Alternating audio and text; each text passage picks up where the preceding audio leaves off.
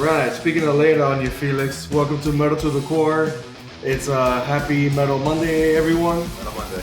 We are your co-hosts, Kevin to the Core, and Flex it, Felix. that's right, and that's what we're going to stick to. Done deal, dude. We are Metal to the Core podcast. We talk heavy metalcore, deathcore, hardcore, whatever else we want. Next week, we actually are going to do some mathcore, finally. My little blessed love. So today we're going to talk about, since once again we don't have some more user-submitted music, guys, please send us your unsigned band music to Metal to the Core podcast at gmail.com and tell me if you do send me something, please send me files and tell me what songs are okay for us to talk about, shout out, play on the podcast and whatnot. So again, since we didn't have user-submitted, and there's not really a whole lot of news since the whole Dave Mustaine thing that we already talked about, which, it sucked. The memes that have come from it are fucking awesome. They're pretty amazing. Yeah. But it's nothing like bad. Like, I don't know anyone listening is like, oh, they're probably not making dank, fun. yeah. No, like, they're all like, when men cried. Yeah, that was my one favorite one. Yeah.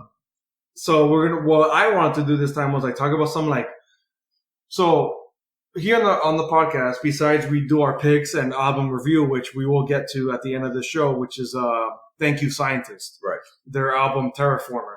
A band that we're not even familiar with. But that'll be at the end of the episode. And before we get into our picks, I want to talk about a single that I'm noticing the online community and metalheads and other, hardcore kids talking about that maybe weren't necessarily Felix's and I's picks. And that is Stain the Canvas. The song is called Enema. Right. So I know you don't know who they are. No. I didn't know who they were. I saw the YouTube song. I saw the YouTube get recommended to me. Mm. I saw all these metal Instagram accounts posting about it, saying that like, oh, there's a new, thing in post-hardcore. People chanting and like commenting like, make post-hardcore great again over this song. It. And I was like, okay, I have to hear this. Felix, you and I infamously, liked a lot of post-hardcore back in our high school days and stuff like that. And how even now, if it's good, it's good. That's my take on it, dude. Like there's some genres that are a little like cringe-worthy. Like, oh, you like that kind of shit? You're in your 30s, dude. Right. But who cares? But who cares? If something is good, man, you're gonna listen to it and you're gonna give it the credit. But what was your take on this, Kevin? I really dug it. So you dug it. You liked it. I really liked it, man. I thought it was awful. You did? Yeah. Why? And the worst part. I wasn't prepared for hold that, on. man. So all the good. No. The good is, once again, great sound production. Yeah. I like all the piano stuff. I thought it was really interesting. It was cool. The dudes, the vocals, he has chops. I'll give him that. Yeah. It's got a good dynamic, vocal range to be in a post-hardcore band. Now, the bad thing is he's in this hardcore band. I think the band is not as good as the singer and the piano playing. Okay. So the piano playing is like, it's a cool flourish. I wish I would have given me more of that to make it stick out more. So now my one line problem with the single and the band itself is it's nothing special. It's nothing that we haven't seen before. Yeah. You get me? So what I was saying about like the piano part, if you would have given me more piano part, then it sounds like In Fear and Faith. If the singer screamed a little bit more, then it's The Word Alive. If he sang a little bit more, then it's like that mid-tier era of Mice and Men. So you got me? So if they went in any other direction in anything else, they would have sounded like something else. Yeah. So they went with the safest bet, and they just sound like any other post-hardcore band. Dude, you know what? Given the fact that they sound tight and have a good production. Yeah, and that's really good. I'll give them that. But those are some really solid points. I'll give you that. Because while I was hearing it, I got a little, I personally liked it. I was going into this podcast today thinking you were going to dig it. So I'm glad you didn't. So we can have a genuine conversation about it. I really liked it. But yeah, that was one of my gripes with it too. It was really nothing special. And when you hear some of the vocals, I even thought it was Craig Mabbitt on one of those. Yeah. Because it was like, just like wow, this brings me back to the 2013 era where I thought I knew everything there was to know about music and rock and all that stuff. Metalcore and post-hardcore. Yeah, I knew it, if it was in the scene, like I got it. But you're right. Like there's some aspects to the band. I think the singer's really good. Yeah. And I think the piano playing is really solid. I like his more throaty screams. Yeah. Since I'm a big fan of that. But that's a vocals. talent, man. Yeah. That's a really specific talent that you really have to master. And the guy does a really good job with it too. the piano playing and the general, melodic areas of the song are really cool. But it just reminded me so much of early Bring Me the Horizon. Yes. And I think that might have been the vibe they were going for. And not even that early, because when Bring Me the Horizon was really early, like their early work is like almost deathcore. Yeah, that was They had. So their you're own talking thing like I'm thinking like Sepultura. No, the one before that one. Fuck, the one that everyone likes, the girl and the fucking glass. Yeah, the one with her guts out. Is it that one? Yeah, I don't know the name of it, but whatever. But yeah, it was one of those. I get what you mean by that. Yeah. So, but other than that, I thought it was pretty solid.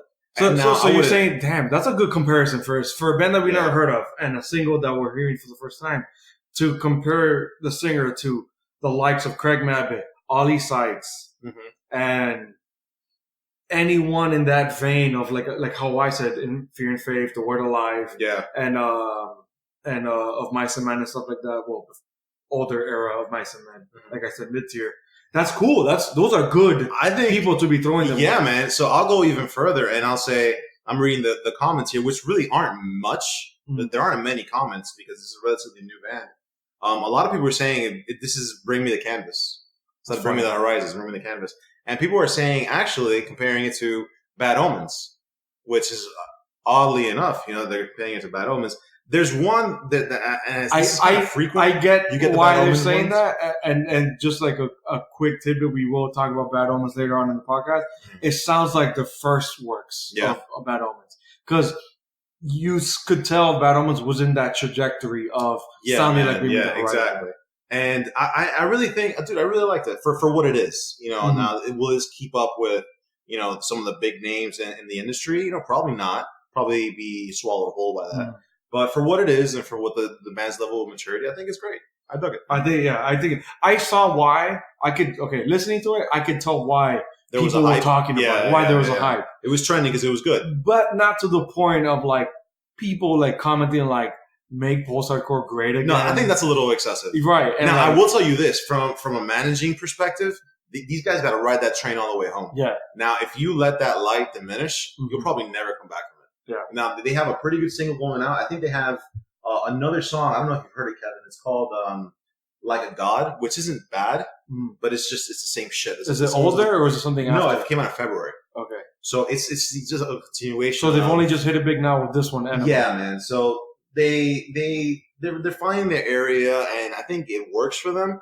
But this is such a easy genre to become duplicative. Yeah, and very irrelevant very quick. That especially after one hit. Exactly, man. So if you're gonna, we were just listening to Old Town Road earlier before I think, because Kevin told me that there was a music video, and I was like, I can't believe there's a music video for this fucking song. But if you don't keep that momentum going, that gravy train running, then you're really going to have a hard time kind of mounting it back up. Right. And it's one of those subgenres that it's really easy to fizzle out. Yeah, dude. Very easy. So that was our, I guess we'll call it this section, the big hit of the week. Yeah. That we just want to, discuss. And that wasn't necessarily one of our picks. So with that said, let's actually get into our picks before our album review of Thank You, Scientist. So let's start with, as always, Felix, tell me, what was your chunk of choice this week? My chunk of choice this week, I have to give it to Unprocessed. They have a song out called Abandon, and I know we've mentioned Unprocessed a couple times in the podcast, and they're really, really good band, and they're coming out with some very interesting singles, which is great because they're keeping the audiences like me really involved and excited. But man, this song in particular, when I first heard it, I wasn't sure what direction they were going with it. Because the intro is so like techie, almost Polyphia-y vibe. I was like, oh, this is probably going to be one of those off instrumental. The way songs. I've always described Unprocessed is they're that mid-tier gent band of they're not quite atmospheric and melodic and out there like Tesseract, but they're not as out there and different and experimental and poppy like Periphery. Yeah, they're perfectly in the middle. Yeah, I think that's a good point, man. Because you can get really like easily swallowed into one of those two categories. So when you kind of stick in the middle and get a best of both worlds on that, it really shows and it translates through the music. Yeah. But I get what you mean. Yeah. Especially the intro and then throughout the instrumentation throughout with the guitar, it sounds a lot like Polyphia. It does. And that's not something that they've done before. They used to go hard on the bass, super hard on the gentiness and some of the melodies. But if this is any indication on future releases for an upcoming album, dude, color me interested. Yeah, no, definitely. I hope it is. And now comparing them to Polyphia is no easy task. Like Polyphia is really good at what they do. One of the things why I like Djent so much and I like bands like this is because they're so heavy on the bass that you don't normally get that anywhere else. And today I was actually very excited to talk about Thank You Scientist. We'll get into it in a second. But that jazz element, man, when you have it and you have it just right, it's so beautiful. And it's a combination of a bunch of different sounds and distortions and poppy sounds, that all kind of come together. But when you add that bass to it, specifically in Djent, it makes it almost just like worthy of having those $300 headphones to really like understand, like, holy shit, this is dope, man. This is dope. To hear the instrumentation like pop out on your ears. You feel like you're in the room. It is, to me, as we're both basically rhythm guys, drummer and bassist and whatnot. We both look for very funky elements in metal, but it's harder for metal to incorporate funk and not sound poppy. Yeah. And not, I don't know what the word is. It can probably lose itself to the groove a little bit. Right, lose itself and then sound purely funk. Yeah. Djent, specifically, very few bands do it really well in Djent. But like bands like Unprocessed incorporate funk with that crazy heavy bass, and it still sound metal. Yeah. But to a point of like, bob your head, you could headbang to this. It gets you bouncy. It gives you that bouncing effect. And you remain interested throughout the song, because you have the cleans and then you have the screaming it's super vocals. Dynamic. Yeah, man. And every single part, you could tell like they kind of feed off each other. I would love to be a fly on the wall when they're making some of these songs, just to kind of see their process, because I feel like there's some areas of Tesseract and even like, just really early, like, and I know it sounds weird, but early Good Tiger on it too. Just the way it was produced. The funk elements. I get what you mean. The funk, because it was just like so well done. And then out of nowhere, you just have like these 2x4 rhythms, and then it just goes 1 and 3, and then 2x4 again, and it just goes good and good. Yeah, the transitions almost feel like I get what you mean by like flying the wall when they're coming up with this shit. It's as if they've compiled this and throwing shit at the wall and seeing what sticks, and then they make sense of it. Yeah. And then you're listening to the end result of them throwing shit to the wall and seeing what sticks. Right, man. Yeah. So I really enjoyed it. The song is called Abandoned by Unprocessed, and I think it's safe to say that Kevin dug it too. Fuck yeah. Yeah, I forgot. So it is coming from an upcoming release from Artificial Void. That's the album, and of course, doesn't say the damn date. August. Damn, bro. August is going to be a heavy month, man. August 9th. Yep. You already know what we're going to be reviewing after that week. We're going to kill it in August. So, Kevin, what was your chug of choice? My chug of choice, let's see. I will have to give it to Reclaimer. Yeah, Reclaimer, the song, because I was a little bit confused. God damn it, Apple Music. I thought it was July. The song is July by the hardcore band Reclaimer. Reclaimer, again, I know I've mentioned it almost every episode on this podcast by now. I love very throaty hardcore sound vocals. Maybe to the point of like indecipherableness, but as long as it sounds good and it really catches my attention, I dig the hell out of it. But specifically in not just any hardcore, but really cool melodic hardcore. Mm-hmm. But not, so I have to keep backtracking, not in the sense of melodic hardcore that it sounds like what people say that like get into like emo territory or screamo territory. I really mean that it's melodic where the band is still hardcore, the singer is singing hardcore, but then there's melody, there's melodic parts, but the singer never clean sings. Yeah. And I'm thinking specifically bands like Counterparts does it amazingly. So this is the first time in a long time that I could literally compare a band to Counterparts, who is one of my favorite melodic hardcore bands. So again, this band is Reclaimer, a song called July. I love how the music flows with this almost like aquatic, almost oceanic melodic vibe where it feels like waves of melody. Yeah. but then the heaviness of the band, because it's still hardcore, it just brings these fucking cool ass chugs that you have to head bang to it. It makes you want to mosh to, and scream with the singer or whatever. And I love that. I love like this like raw passion, and then almost messy sounding. Yeah, like almost like small local venue kind of vibe. Yeah. But not the production. Production is the production was pretty. Production is fucking top notch for me. So I wanted to know what you think of Reclaim Your Feelings. So it's interesting because I heard it twice. I gave it 2 good shots. I'm listening to it right now, and it's interesting because this is what listening to metal with a friend will do to you. The first 2 times I heard the song, I was like, okay, well, it's good, but it's not special. It's kind of like I get that. I've heard it before. No big deal. But then I hear you describing it, and it makes you take a different turn. Yeah. To it. And I hope that our viewers and our listeners experience the same thing I just went through right now, because when you hear a song, and it's up to you to come up with your own conclusion and interpretation of the song, it's very limited. But when you share that with a friend, or when you share that with with us, even, you get other insights. You get other insights, and you're like, oh shit, well, you know what? And that's a good point.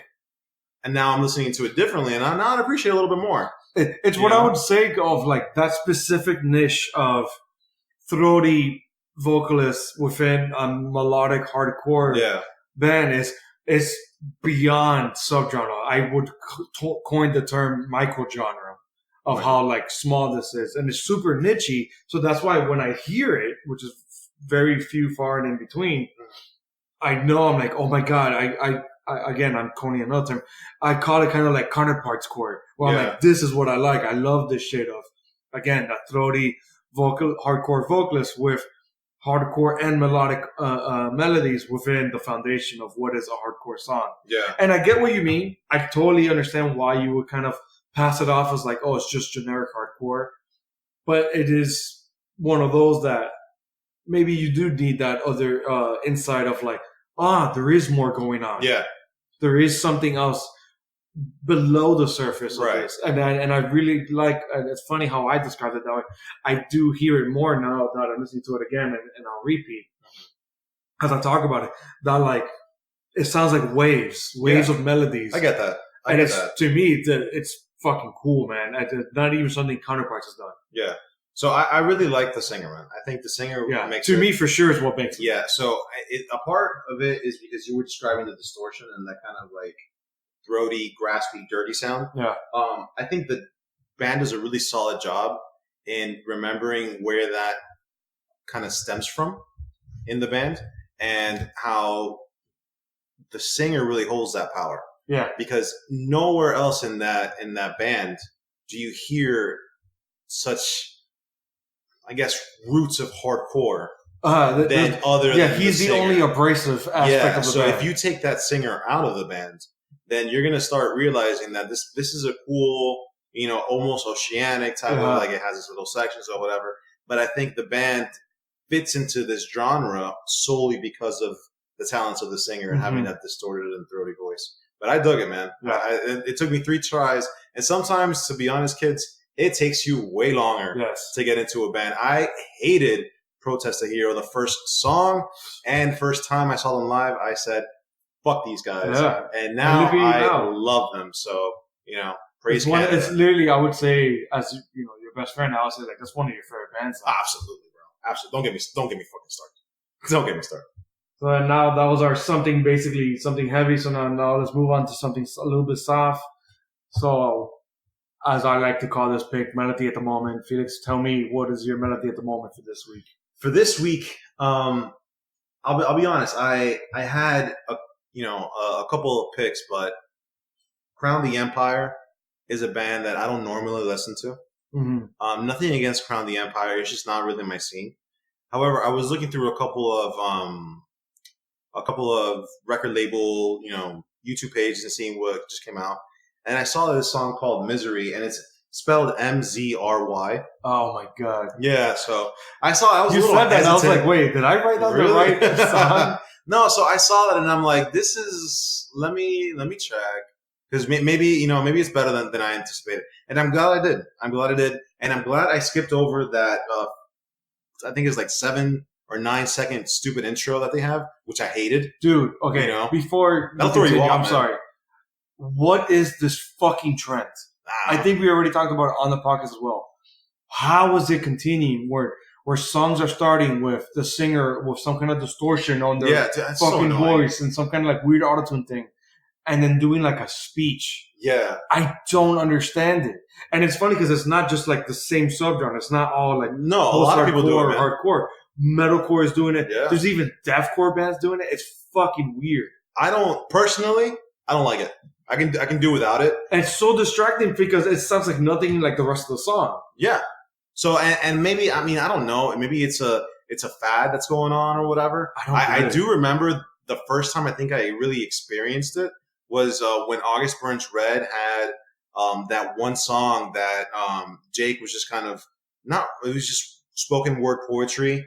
I forgot the name of the song. I know which one you mean. So that was the first song, and to this day I listen to it and I kind of don't want to listen to that part. Bro, but even when ABR did it, it's nothing like this. Bands were not doing exactly. This is now it's like a phase. We are on what, episode 7 yeah, of the podcast? And we can mention a lot of the songs that we pull from that start like that. It's a very big, to me personally, it's a turn on. Yeah. So I think this got the better of me because I had kind of just clicked it and probably was like looking through emails or something, and then I forgot to unclick it when I heard that. But then the band really dropped, and I was like, this isn't bad, man. This is pretty good when you remember who you're listening to. Yeah. Now, will I expect this from someone else? Someone that I listen to frequently and love and respect? Probably not. I think I would roll my eyes pretty hard. But I wouldn't really think that Crown of the Empire would come up in this podcast. But let me just make it very clear. The song has melodic parts. It's just not a melodic song. Mm-hmm. You know what I mean? And especially for the music that you and I really listen to and enjoy, this is like as soft as cake. Yeah. This is very, kind of chill. We can listen to this while we're about to go to sleep. But, because we're hardcore as fuck.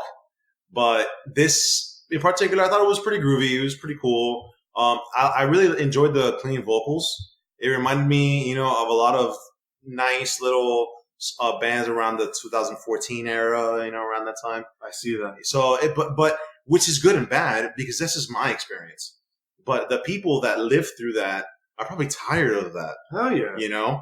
And I can't think of just listening to the same style or just that predictability when it comes to these type of vocals, because I'm over it, and it's something that we see, especially as avid listeners, so common because you have a band that has a successful EP or a successful run, of a couple of albums, and then they just kind of bring it back home and they forget that one distinct element and just make things different. And when each track starts to sound the same, it's such a turn off, bro. It's so boring that you just don't want to listen to it.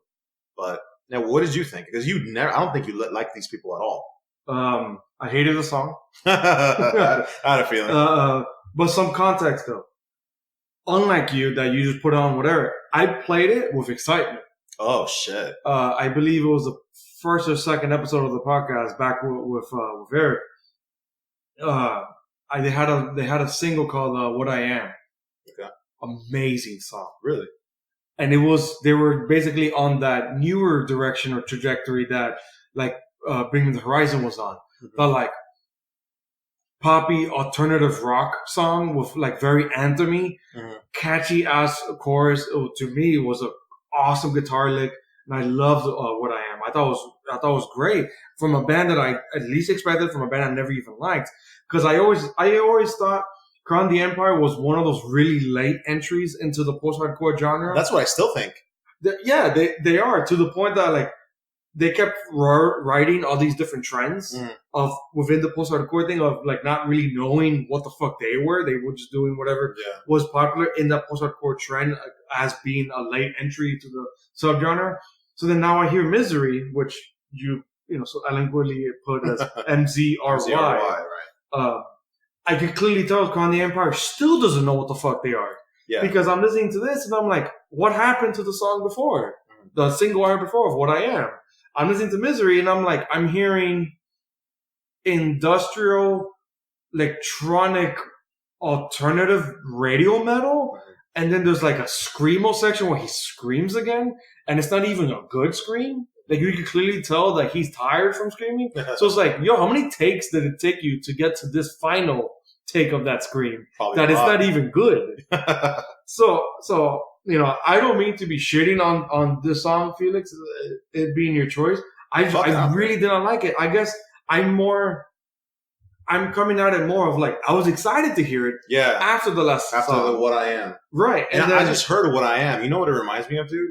It reminds me of the whole album, the last album of Enter Shikari, where they had that electronic vibe. Well, it's always electronic. It's fucking brutal.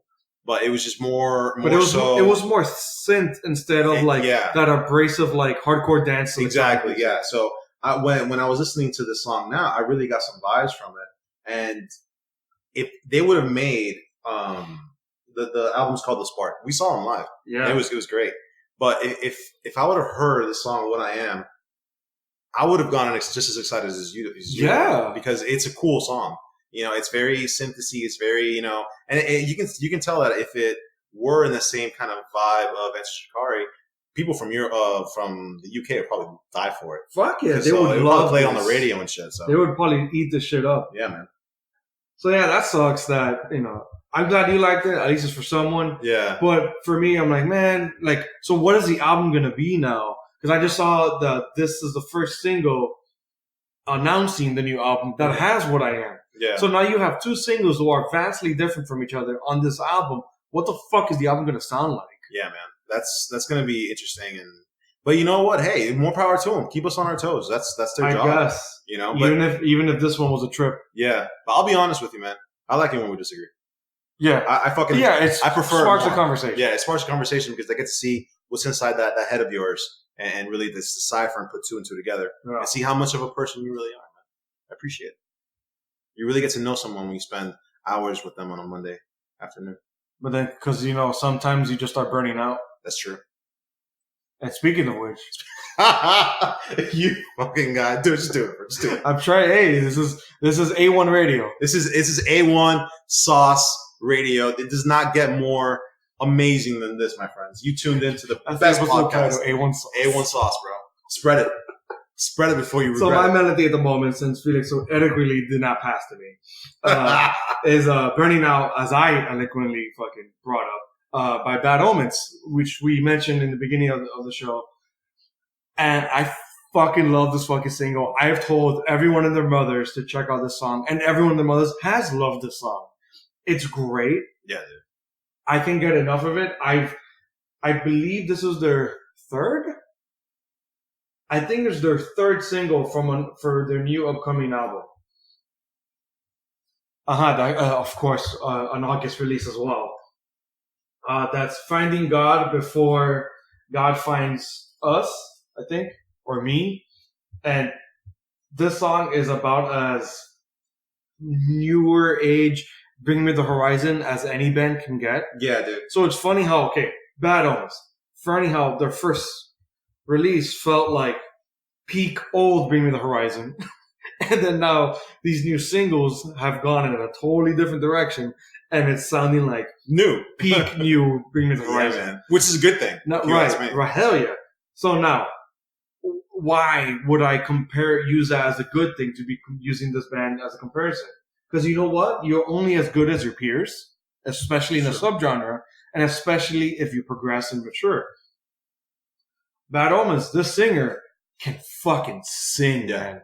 That dude, like Ollie Sykes in Bring Me the Horizon, he could go from high to low in a split second and without sounding like he's screaming.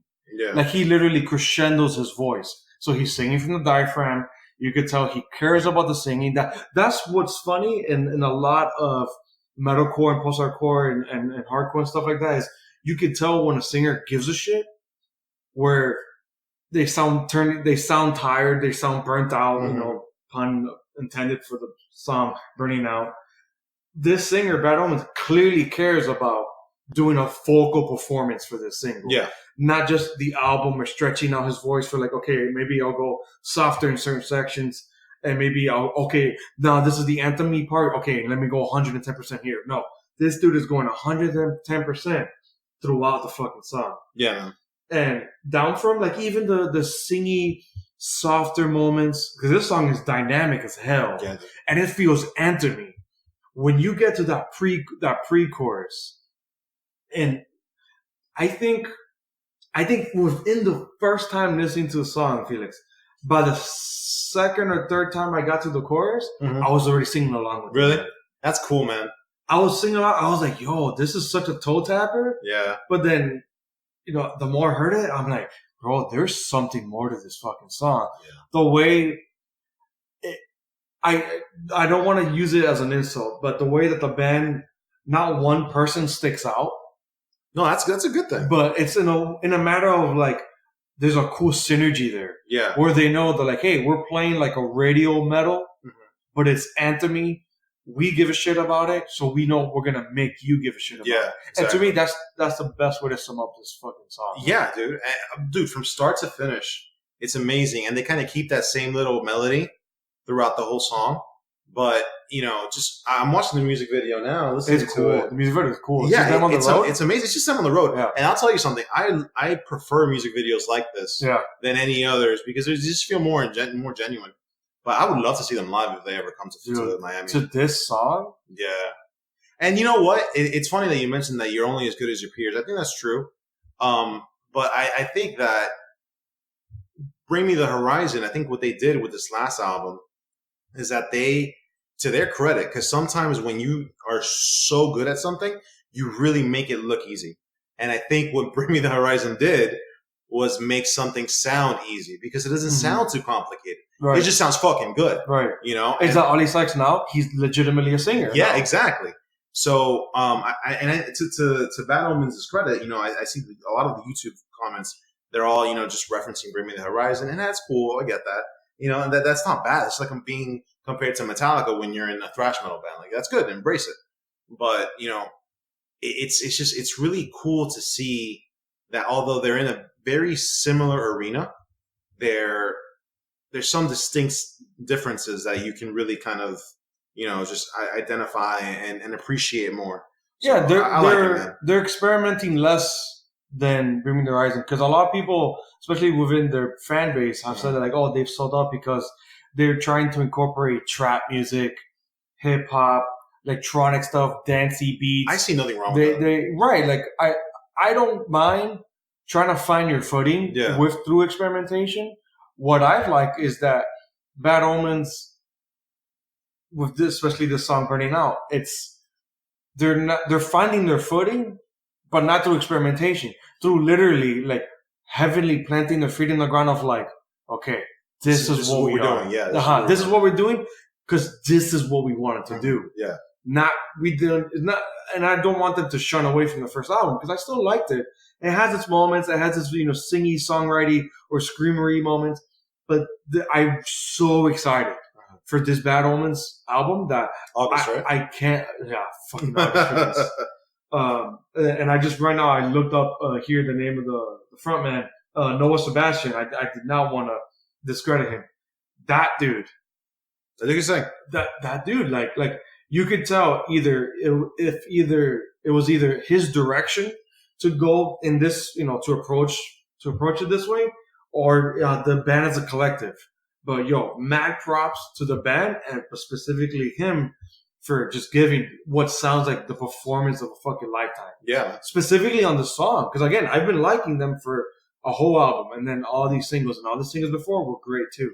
But this song sounded like an anthem, like that. Like I don't want to call it that because it sounds like distasteful. Right. But man, like Felix, when was the last time you could honestly say that you heard a rock anthem song that you want to sing along in like a stadium? Yeah, you get me? You said it yourself. You want to see them live. Yeah. Absolutely. And I want to see specifically this song. I can see them opening, or maybe this being like the second song, in their set list. But I'm digging it, man. Yeah, I'm digging it.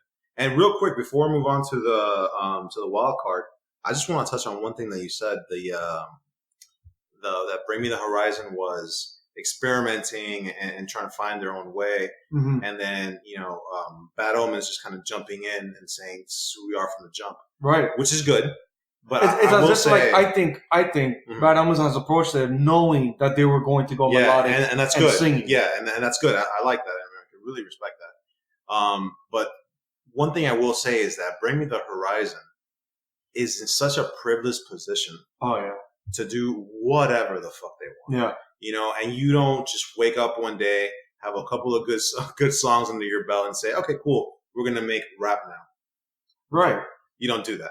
So to Bring Me the Horizon's credit, sure, they've lost a bunch of followers. Sure, a bunch of people are calling them sellouts and all of that crap. And that's gonna come even if you don't do something so different. Right. Because if you stick to the same sound, your fan base gets older, matures, and moves on from that sound. Anyways. And if you, it's a end all be all type of situation. So I'm glad, to their credit, they're doing it. But more specifically to Bad Omens, I think that they're finding, because I don't know a lot of bands that are doing this as effectively and as beautifully as these two bands, because I'm going to compare them both together. Yeah. I would love to see them in an arena together, opening for No, Bring Me the I Horizon. don't. No? I have a problem with similar sounding bands being on tour together. Why? That would kill you? Because it lessens the impact. It would dilute it a other. little bit. Yeah. You get me? I can see that. But and that's a really good point. Like if I want to see Bad Omens live, especially let's say in a stadium scenario, I want that to fucking kill it. You want them to be the standout ones. I want them to come out, whip their dicks out, slap me with it, and then just leave. Taste the salt while you're on the Yeah, this is where it happened. Yeah, no, but I get that. I get that. Go home with a little gift. The gift that keeps on giving. You set me up for it, bro. But yeah, I really dig the man, and I think this album in August is really going to be, hopefully one to brag about and definitely enjoy. We're gonna be busy in August. I hope all these albums are not out like the same weeks. Dude, we have a lot of homework. We're gonna have a lot of homework, man. And the thing is, it's good shit. So we're not gonna want to miss out on any of it. I wonder why August. Is it because like peak school? Of summer, maybe? School? I don't think so. It could be. I mean, if you think about it, if you're a record label and you want to get stuff out, you want to do it near the time of your competitors. So if the trend or the market is going around the same time in August, then if one band's coming out, you want to come out right by it and things like that. Yeah, ride the wave. Yeah, ride the wave. And it probably also helps with the touring too, the scheduling of touring. If a lot of people are going to tour to promote new albums, you're going to have a bunch of bands that are also wanting to promote new albums too. So they want to jump on the bandwagon, so to speak. So no pun intended. For a marketing aspect, I get it. Yeah, so it could be that, or I could just be talking shit. I don't know, man. I don't know. You know. Speaking of not knowing, what's your wild card? I don't know. My wild card, dude. All right, so my wild card is a little different this time around, and you'd say so. I hope I'm not coming off as too predictable, and if I am, please let me know in the comments, because I do not want to be predictable. Again, we are Metal to the Core Podcast. That's right. On Instagram. On Instagram. We don't have Facebook. But who does have Facebook? Only grandmas have Facebook. I only have that for the metalheads that I talk to. Right, exactly. And then we're also on YouTube, so you can drop some comments there as well. Subscribe, please. And please subscribe. Smash that subscribe button. Hit the like and ring that bell. Oh, I've become everything I hate. I know. Jesus. All right, so check this out, man. My wild card, and I really wanted to get everyone on their toes, and I really wanted to surprise Kevin on this one. But it's this band called Follow the Cipher, and I'm pretty sure Cipher is misspelled or spelled differently. Is CIPHER? No, I think that's right. That's right. I thought it was with a Y, but whatever. I just had two matches, no big deal.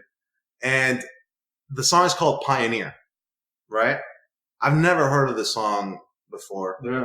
And apparently Nuclear Records. And Nuclear Blast.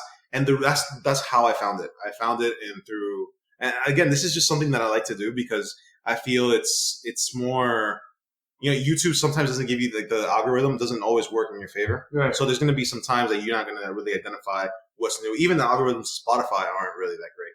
So it's still not as awful as fucking Apple Music. Right. Hey, we see that you're listening to Periphery. Want to check out this new band called Iron Maiden? Get the fuck out of here, Iron Maiden, idiot. But anyway, I checked out this band, and in particular the song called The Pioneer. And it really set me back to the point that I was like, whoa, this is so cool, man. And Kevin and I, for some backstory, we've known each other for years. And I think it was probably one of the first bands, or if not, man, God, who knows at this point. But I think one of the first bands we really like fanboyed together. Oh, that we bonded over? Yeah, it was probably In Flames. Yeah. Now, to that point, of course, we like Slipknot and Mudvayne, Korn, and all that predictable set. Yeah, Killswitch and all that shit. But who fucking did it? But at that point in particular, a lot of people didn't know who In Flame was.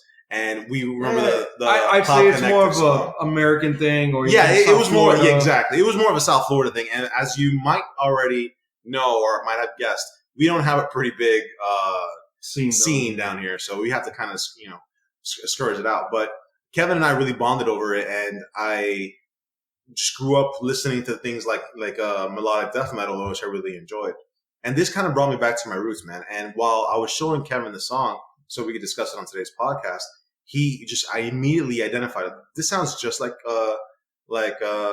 In Flames. And specifically, I think I said the era of like Reroute to Remain, Soundtrack to Escape. Yeah, so like they were really experimenting I would say that middle, exactly. That middle sound. I would even argue that personally for me, that was their prime. If you ask me, most of my favorite songs came from that era where they were really trying to experiment more with that, little techie. Because that's where they really stuck out the most. Yeah. You get me? Because like the big three of Metal Death, them, In Flames, At the Gates, and Dark Tranquillity. Mm-hmm. Early on, for all three of those bands, sounded very similar for the most part. There wasn't a whole lot to differentiate all of them. Yeah, At the Gates was more thrashy.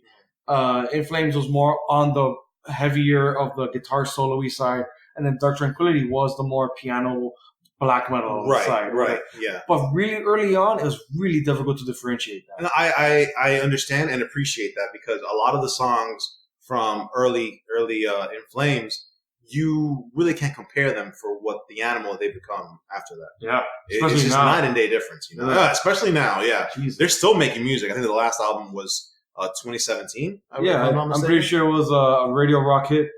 Yeah. But anyway, I listened to this song, and if you like that kind of mid-era In Flames, I really think you're going to enjoy the song Song The Pioneer by Follow the Cypher.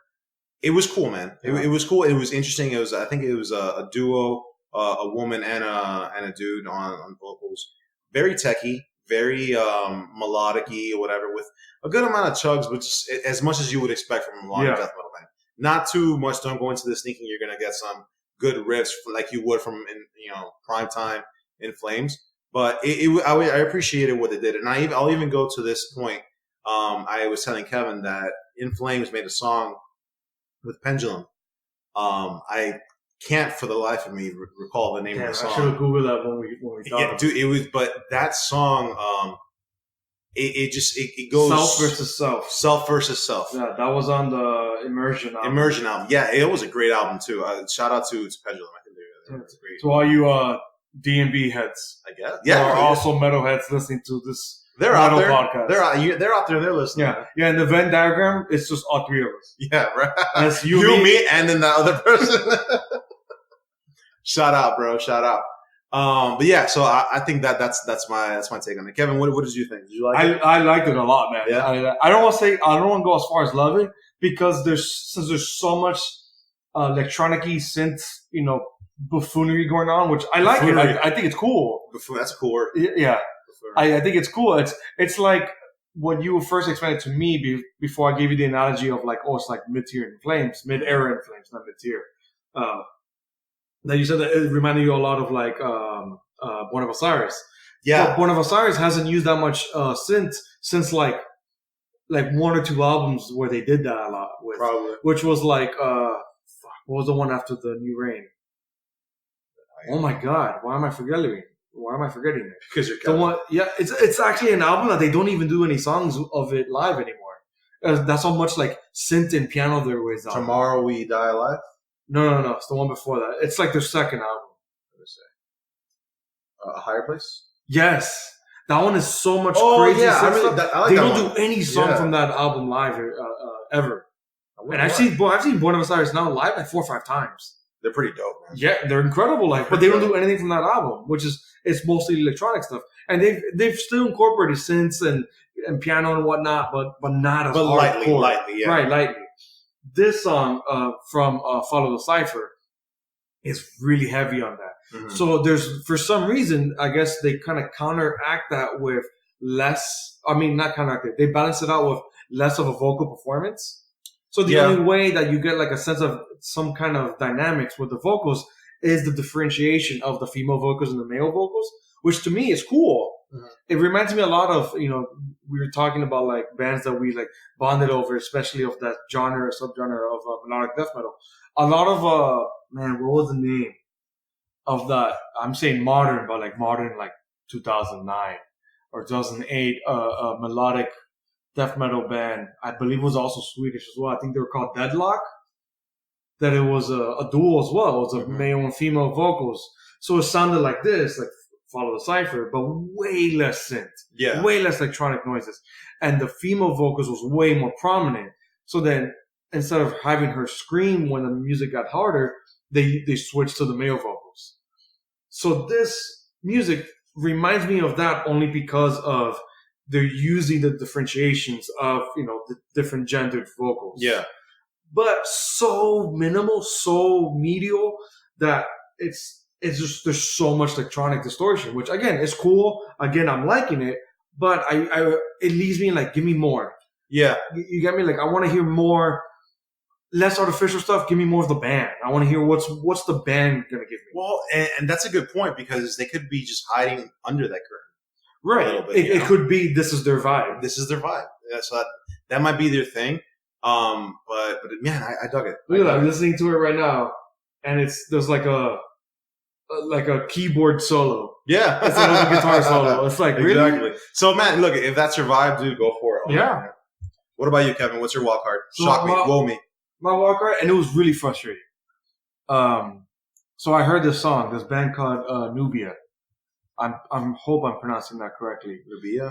The song is called Tonight. So then, like, I was explaining to Felix before we went on there, I am sort of doing like an agenda. I do have an agenda for the show, and it's mostly to showcase bands who won't normally, get marketed or get much radio plays and whatnot. Trying to help them out, So right. So then I follow a couple of different YouTube music channels. Dreambound being a big one. I know that's a huge one. So probably some people that are listening now are like, oh shit, I know that one. But that one does tend to be more on the melodic side, melodic hardcore, post-hardcore, just really softer stuff, but still within the vein of the metalcore realm. And then I listen to the other channel, Beheading the Traitor. Fucking nothing but like deathcore, gent, hardcore, progressive metalcore, stuff like that. So I love that channel as well, but I need to change it, so I go in between those main two. So somewhere around there was another one, or unless it was Dreambound, I'm not sure. I heard Nubia. That's Nubia. I heard it. I loved it instantly. Cool melodies that I haven't heard in such a long time since the era of like Killswitch Engage. Like that, like melodic, that tier of melodic metalcore. It's a heavy comparison. Right. And then the vocals kick in and it gives me almost vibes of like early All That Remains. And I'm like, bro, this is cool. Like, this is something that I haven't heard in such a long time. And then it gives me this like genty chugginess. And I'm like, ooh, cool. What the fuck? What a weird, diverse sound to be giving me just like the first minute or so. And then the clean vocals come in. And I'm like, I don't really feel it. But then with the chorus, I was like, okay, I get it. I get what you guys are going for now.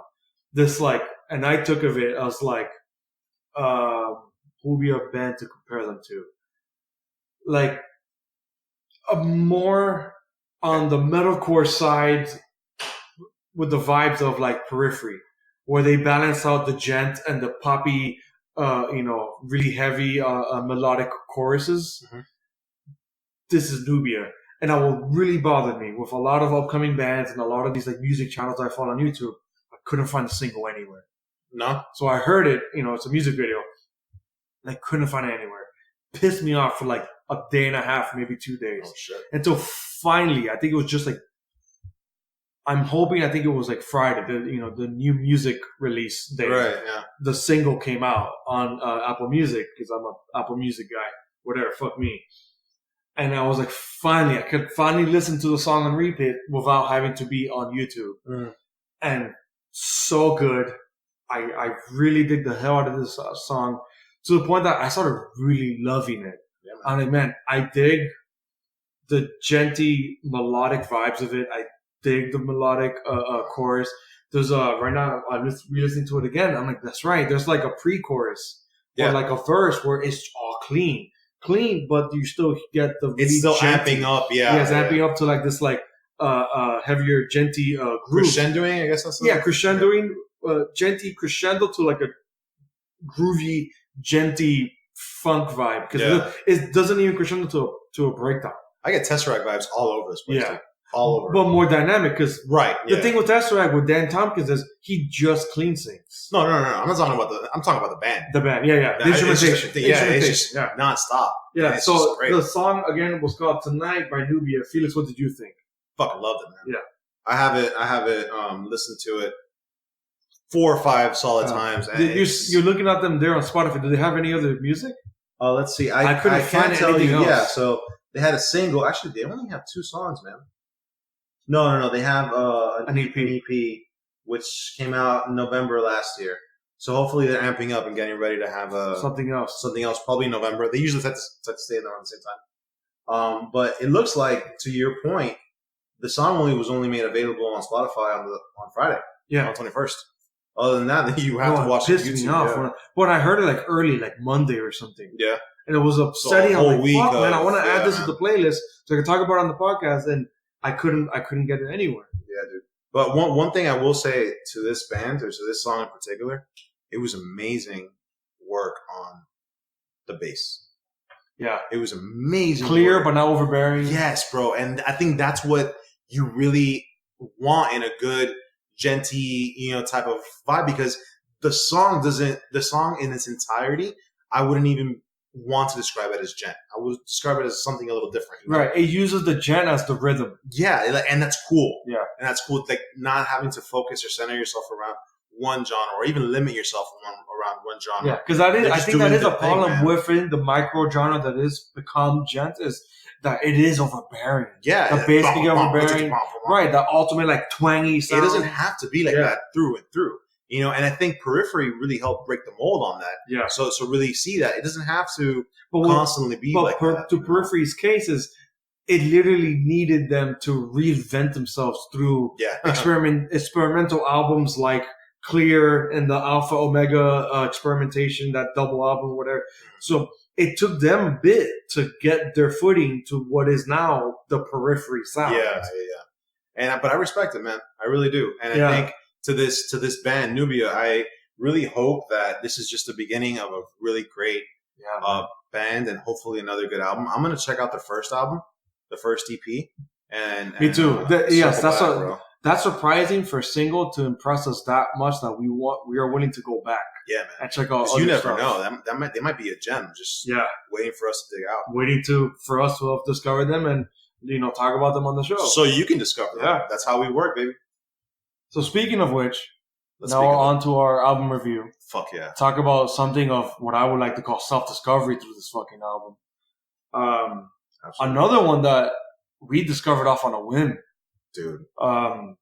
So we will be reviewing the album Terraformer by this insane jazzcore, melodic, progressive ska metal. You want to call it ska? I have no idea what to call it. Dude, I can't even put a pin on it. I get so different vibes for every different song. I love it. And you know what, man? The band is Thank You Scientist. Right. Already awful fucking name.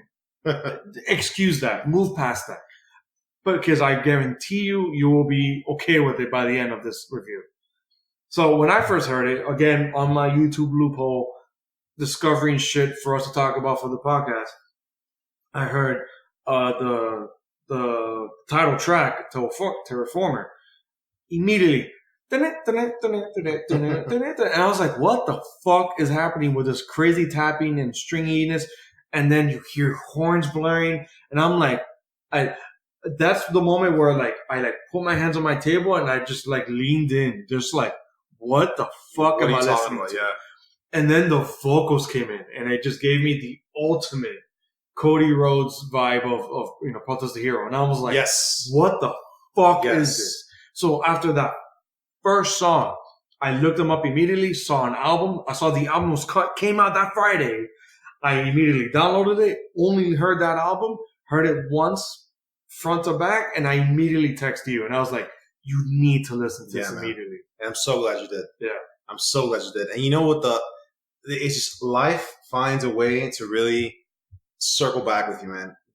Just on our last episode, I mentioned that I was really interested in even traveling to seeing the Mars Volta live because they're getting back together doing a reunion tour. And then I listened to just one song. I listened to the song Swarm from Thank You Scientist. And it just immediately gave me that, it filled that void that I have from constantly listening to Mars Volta. And I know it sounds a little weird, but the reason why it helps is because there's a lot of infusion and a lot of going on in there. Yeah, it's a lot of jazz fusion. But to their point, I mean, to their benefit, they do it in a cleaner way. It's two different bands. It's hard to compare them to. And the reason why I like to compare them, at least from what I've heard, is because they have similar vibes. It's different, but they have similar vibes. They do it a lot more mature, if you ask me. And they're just more, it just feels like everything has its place and everything comes more together and less just like thrashy and all over the place. It kind of lines it up for you to understand it rather than, the Mars Volta just having really talented people doing whatever the fuck they want. Right. And so press and record and then that's it. To verbalize it, I guess in my way, is I would say Mars Volta is almost like an improvisationist jazz band. Yes. Improvising on the spot and out of jazz nightclubs. And they'll finish it. And boom, then good. and then fucking who we're talking about now, Thank You Scientist, is more of like a concert band where they compose their music.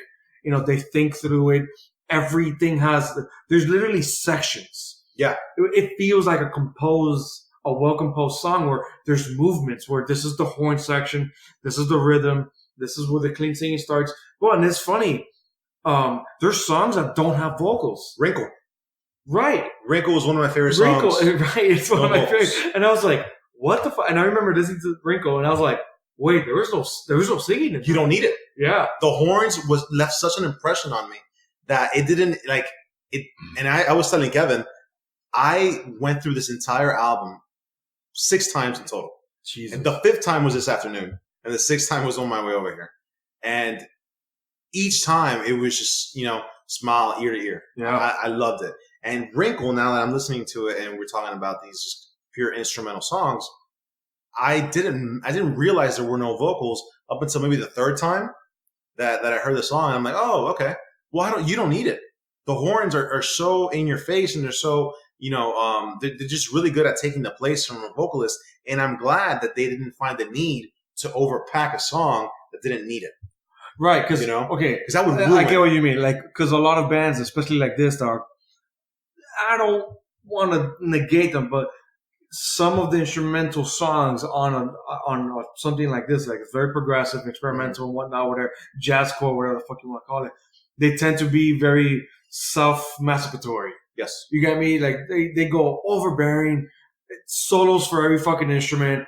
Everyone, just playing this like crazy wankery shit, tapping all over the place. And it's like, okay, we get it. We get you're talented. It's cool and whatnot. But dude, that's unnecessary. Oh, this solo doesn't really belong there. No, man. I think every instrumental in the fucking album, including Wrinkle, it literally feels like a naturally progressed, composed song. The song is what, 4 or 5 minutes? No, it's only 2 minutes because it's an intro. That's right. I must be thinking of another instrumental that's like 4 or 5 or under, but it is just like Wrinkle. Yeah, like how you brought up of like, dude, it feels well placed. It's almost like, okay, this is just showcasing our vibe for the rest of the album. Like how you said, like, this is the opener. It's like, dude, I get it, and I'm fucking in. I'm hooked. Like, laid on me. I do want to say, I want to recommend for those listening at home, I want to recommend that you start off with the song, even though Wrinkle is the intro. Mm-hmm. I really recommend that you start off listening to the song. It's written FXMLDR, but it's supposed to say another single Fox from the Mulder, from the X-Files.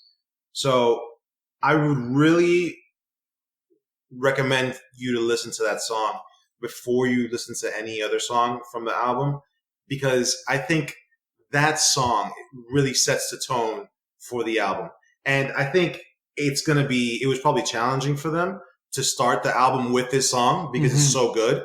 But, Wrinkle does a really good job at kind of, opening the door for you. Right. And then the Fox Mulder is just, this is where we are. This is our vocalist. And he's almost so like good. Hey, welcome to the party. Hey, come on. You're here. Shit. You brought beer. Let's do this. But the song, Fox Mulder, it almost reminded me of what Coheed and Cambria could have been if they were more...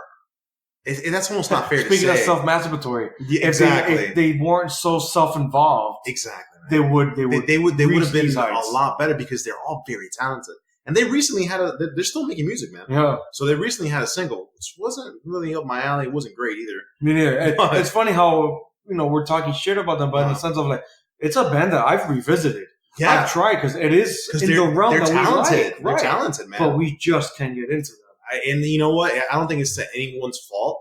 It's just one of those things that, if it works for you, it works. But like Kevin said, I've tried so many times to listen to them because I really enjoy the guy's vocals. Yeah. That's my favorite part. I think that's what kills it for me. Which is funny because, again, I like Cody Rhodes from Protest the Hero. I dig Anthony Green from Circus of Ivan Saracen. Yeah. I like Thank You Scientist, which we're reviewing now. You get me? Like, it's expected for you to like. Right. A high-pitched vocalist is not a problem for me. Now, I think the problem lies is the vocal performance. He's overbearing. Yes. It's just too much. Always. Right. Too much content. Like I said, like it's just too self-involved for my taste. So he teamed up with a group of dudes from Canada called Mandroid EcoStar, and they formed this band called Mandroid EcoStar, which is funny because they were essentially at first an instrumental band, and all their songs that they made. And I encourage you, Kevin, and our listeners at home to check them out. Their band's called Mandroid EcoStar. They should be on their third EP already, but their very first EP was just instrumentals, and they did to the point that it was great. It was kind of like Save Us from the Akon a little bit. They're not so crazy like Polyphia that is this whole. I remember them. I did, but it's more of a cool type of more structured type of song. But then they decided to bring this guy in, Cody, right? Corey, what's his name from Cody Camera? No, I don't know. That dude with the long hair. Yeah. They decided to bring him in, and what's funny, Kevin, is that they actually Mandroid EcoStar recorded 2 versions of that album because I guess they knew that there were fans that liked only the instrumental parts and fans that were appreciating. Instrumental bands have been doing that a lot. Kind of on and off. I didn't hate it, man. I really didn't hate it. And that's what made me kind of want to revisit Coheed and Cambria again. And what was weird was that I enjoyed him and Mandroid EcoStar. I didn't enjoy him and Coheed and Cambria. Right. So you put those two together, I don't love the instrumental part of Coheed and Cambria. And that's my beef. But anyway, that's too much talk on this fucking band. Not Thank You. And not Thank You Scientists. So let's give these people. I want to go back for a little bit because you said that the Fox Mulder one, that's the one that you would say you would recommend. I would recommend for people that aren't into this genre to check that out first. I would say Terraformer, like how I did. Yeah. Because that, to me, is the most accessible one, and I think it's the greatest one, and it showcases what the band is all about. But then now, what's my favorite one? Okay. Snot Dog. Which was your favorite? Sons of a Serpent. I even, it's funny, it just came on now. And it is one of the longer ones. So me being a BT Bam fan, I am a fan of Between the Buried and Me and other, talk about self-masturbatory, but bands that are overbearing, can be overly long, go through way too many, transitions in the song and whatnot, and crazy instrumentation. But you know what? If it's done well, the performance is great, I'm gonna fucking love the shit out of it. Exactly.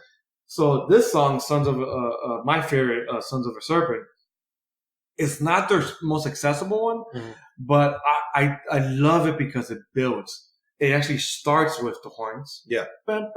and it gives you this cool like bouncy vibe. You're like, oh shit, okay, I could, you bob your head to it, and then you hear, I think it's the tenor sax, joined with the trumpets, and then this very melodic. Again, the singer is a high pitched, clean singer. We both know that. We're both fans of it. We are just alerting the listeners. It can. I'm not gonna say overbearing. It can get throw you off. It'll throw you off if you're not ready for it. Us being fans of that style, we love it. When he comes in, melodic, singing along to this cool jazzy. Oh my god! So I like how the song builds and builds, and it's almost like every minute and a half feels like a different movement. Yeah. So then, by the 4 or 5 minute mark, which is where I'm at now, it's this almost crazy marching band style. Now, and me being of drumline, marching band in high school, where I met Felix, it was like, dude, this is awesome. This is so up my alley. Yeah. To the point that I think it's the Fox Mulder song, the music video, is them with a marching band. Yeah. With a high school marching band or something. And to me, I'm like, that showcases the band, what Thank You Sandus really is. Right. Is that that's why I was confused with is it like ska, but it's not punk. It's hard to ska, progressive metal, but they're not that metal because there's no screaming and there's no crazy shreddy guitar moments. It's jazz really fusion. Jazz fusion, ska rock. Yeah. Yeah, man. I dig it. Swarm is another one. I really would promote that. Swarm is great. I wanted to ask you if you could anticipate which would be my favorite song. Knowing what you know about me and your Protest favorite, the Hero, I would have said Swarm. which is totally Swarm. Yeah, I was going to say, it would be Swarm. It has to be. It's the bassier I think it's probably the bassiest one throughout the whole album. And it's the most, if you ask me, it's probably the most unpredictable mathcore one. Yeah. And I actually, what? I'll tell you, I know why. It's the one that reminds me the most of Protest the Hero's album, Fortress. Yes. That's a perfect way to put it. And it's almost like I anticipate Cody Walker, right? That's his name. Yeah. I anticipate just busting through the speakers. I was going to say Cody Rhodes. I don't know why. But, man, this song is my favorite. To the point that the horns are cool and just the whole vibe of the band is great. But personally, I just enjoyed that little section and wanted to hear it on loop. Yeah. That first 15 seconds, it was so cool to me. Yeah, and you want to know why, Kevin? Because I can't find that shit anywhere. Yeah. It's so hard to really find a good band that does it well enough that you want to listen to it, that I don't have to repeat. That it's not heavy, and it's not only the guitar doing it. Yes, the drummer's doing it and the bass exactly. doing it. And that's so hard to find just a perfect group of dudes or people that just come together and do something like that so well. That? That's like the instrumentals version, the instrument version of a vocal scatting. Yeah, probably. I don't know what to call that for instruments. I don't know, dude, but I just know that Protest the Hero was the first, it was my first intro to that, and they set the bar so high that I haven't been able to find something anywhere similar until now. And that says a lot. I don't even know if these dudes were even inspired by Protest or whatever. They're probably doubtful, but just the way that they did that, and I'm almost certain that the bass is probably what decided, hey, let's try something like this, because it just keeps going. And it's almost like, Protest has a huge jazz type of vibe to it too. They just want to do it in a more mathcore type of way. But you can totally snap your fingers to most of these songs. Get a cigarette or just get some scotch and be cool with it, man. You just be fucking cool and just listen to it and enjoy it. And there was parts in this song too, in Swarm, which I think is probably the most genty one. It's the most bass heavy one. But there was parts that also reminded me of some kind of, especially that band Manjor Star that I mentioned, because this guy's voice is so high and the band is so good that it kind of reminded me of that. I did get some bits and pieces of Anthony Green in there. I don't know if you agree. And some of the catchier ones. Choruses? Yeah, especially the catchier ones. Right. Yeah. Which is good. Yeah. Anthony Green is amazing. Yeah, where he won't go as high, he wouldn't go up like a high octane, but he would stay in this middle melodic vocal performance. And I get what you mean by that, Anthony Green. I totally enjoyed it. Specifically in Circa, not so much in Seosin. And in Seosin, I think Seosin is a different Anthony animal. Green screams a lot. Yeah. Seosin is a different animal. In Circa Survive, a funny story about that, dude, I actually wanted to bring up to you. I listened to, which I like to really put my Spotify playlist on shuffle and just listen to whatever happens. And I think I forgot what song came out from Circa Survive, and I hadn't heard Circa Survive in years. Jesus. Yet, the song came on, I knew every word. And I just told her, I can't believe it. I haven't heard this in years, and it's like I heard it yesterday. Yeah. That's how good That's to me how great they are. Circa Survive is, man. They're one of the few band shirts that have still survived through, weight gain and weight loss. If that doesn't tell you that you should listen to them, Right? I don't know what will.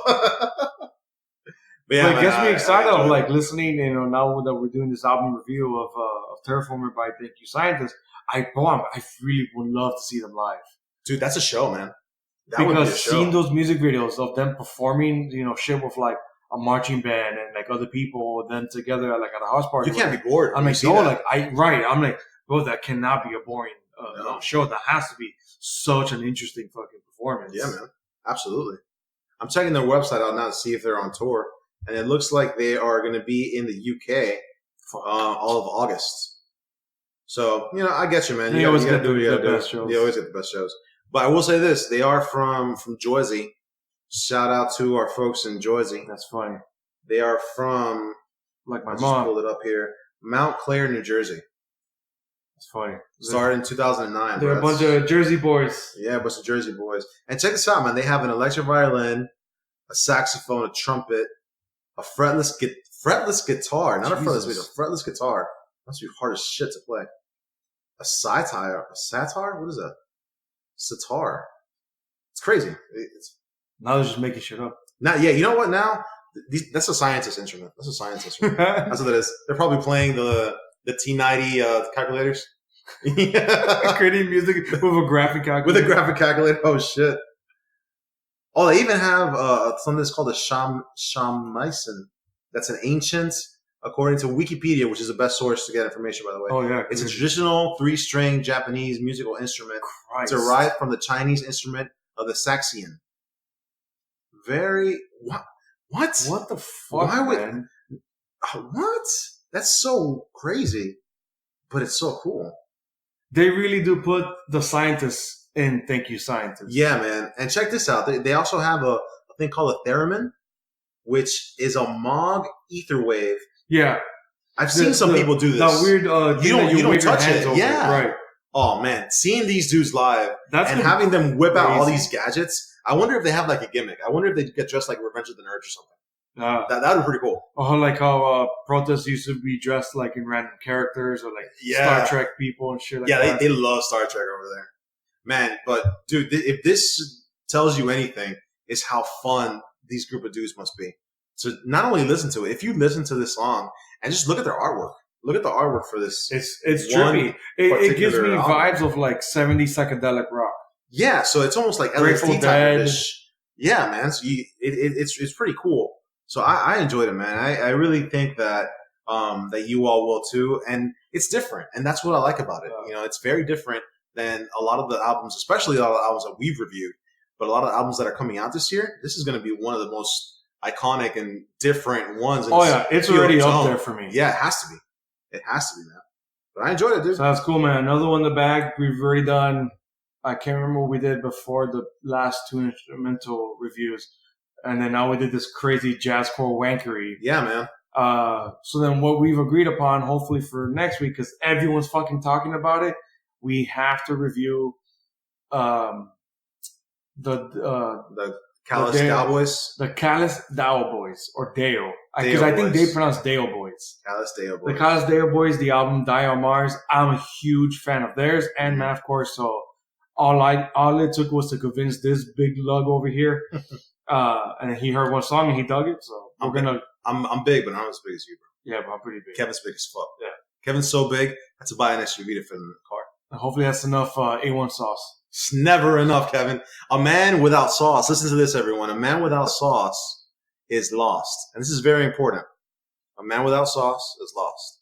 But the same man can get lost in the sauce. And I'll leave it at that, my friend. And with that, we'll let you guys out of here. Wise words. Wise words from a wise man. Stay metal, guys, and see you on the flip side. Follow us on all not all social media, just Instagram on Metal to the Core podcast. Catch us on the YouTube. Please hit subscribe and ring that bell. Smash that subscribe button. Oh my god. Later, and happy Metal Monday. Metal Monday.